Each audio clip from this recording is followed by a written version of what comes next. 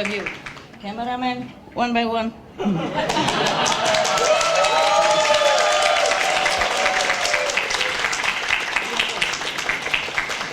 两个、三个都可以了，一起来也可以，一起来。音响组，thank you， 我有。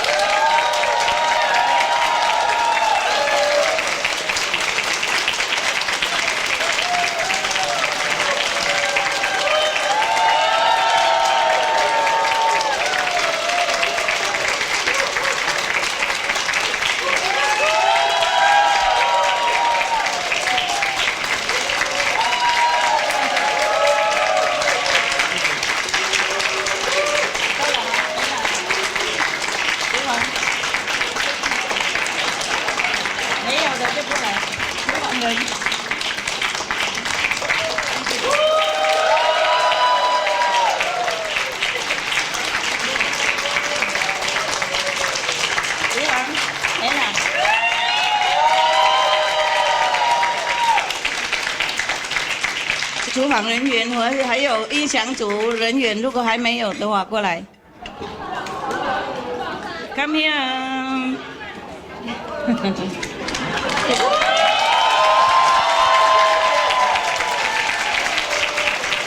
他们谢谢你们。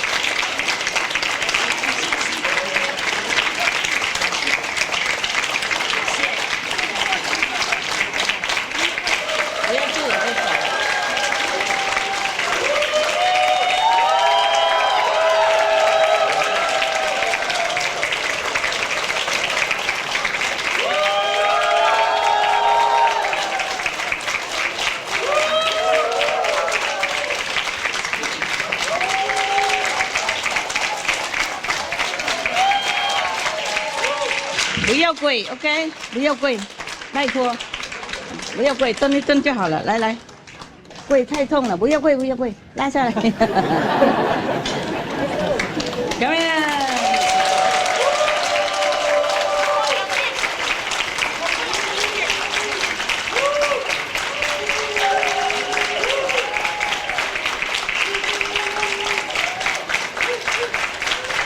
不要跪嘛，站了，站了。哎 ，Thank you，Thank you。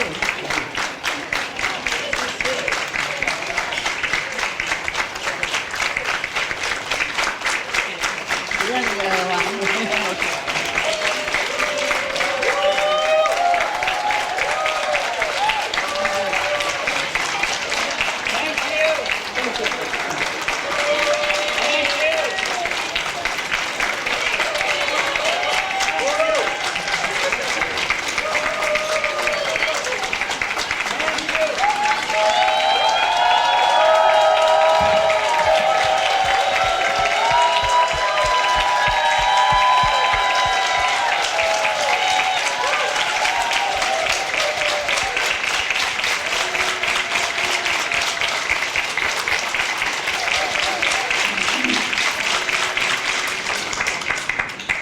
明天叫那些保安啊、护法啊外面的啊，叫他们上来 ，OK？ 现在来不及上了，现在不够，很多人嘛，很多护法师，明天意思说明天再有一个宴会，就轮他们轮班上来 ，OK？ 记得哈，记得，我们快吃完了以后，快到齐了，就他们可以上来，要轮班了啊，像今天一样，就是轮班。Nothing. I just told them to arrange for other group of workers to come tomorrow when we have party here. You won't be there. Sorry. You try to find some food, okay, downstairs somewhere.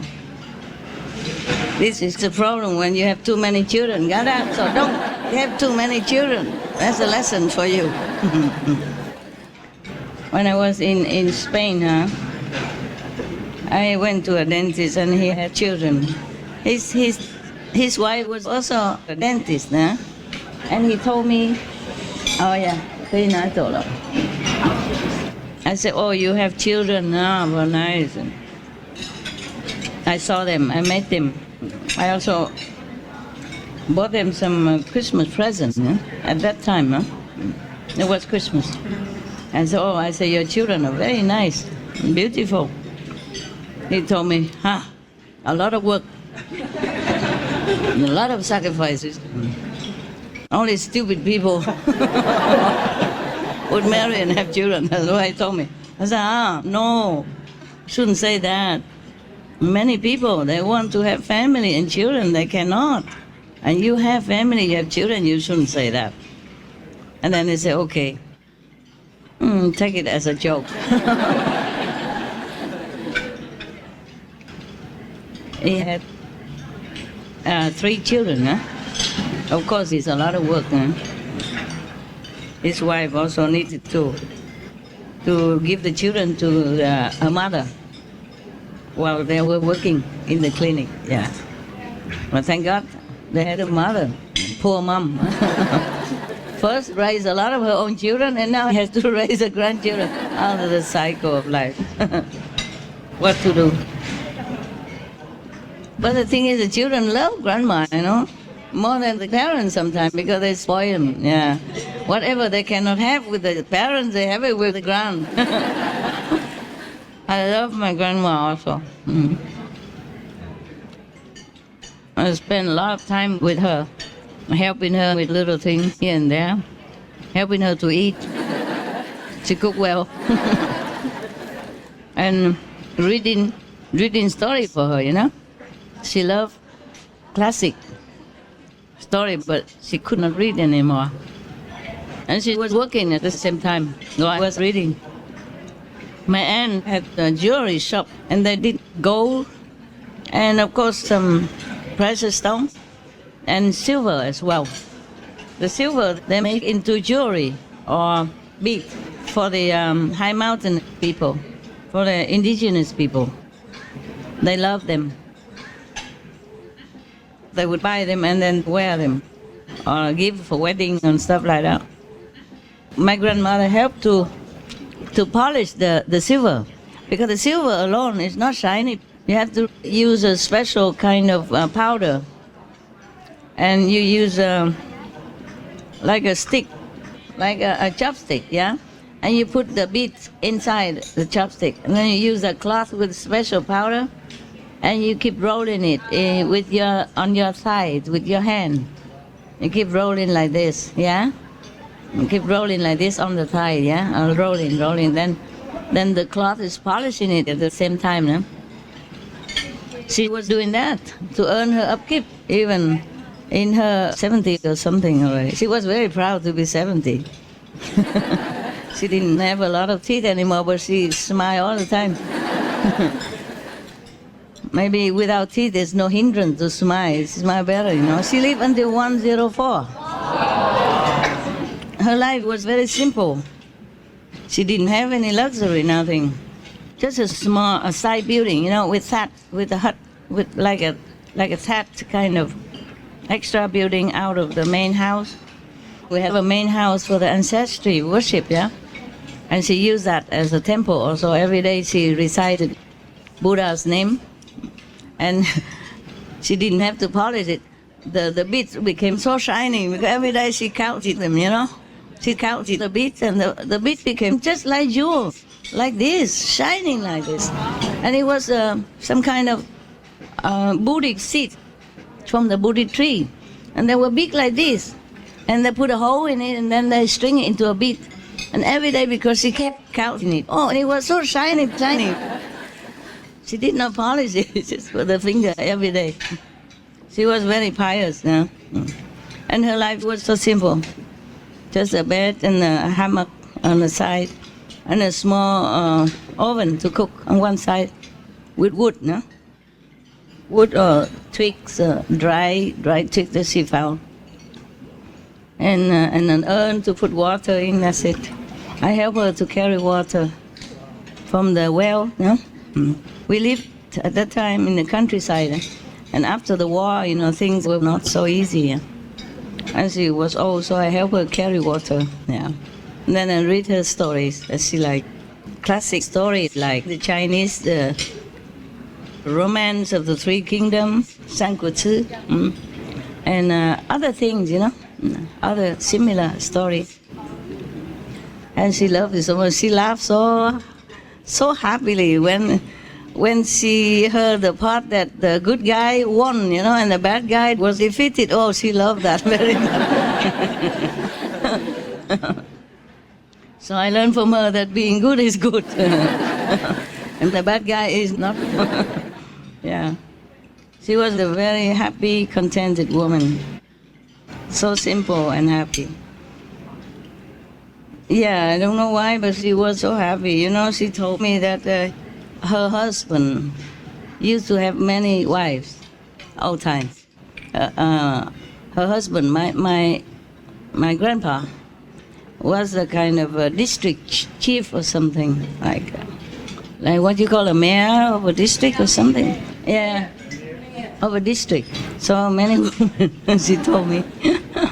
But she didn't seem to care, Maybe he was dead already at that time, and all the women were already gone or something. Only she survived.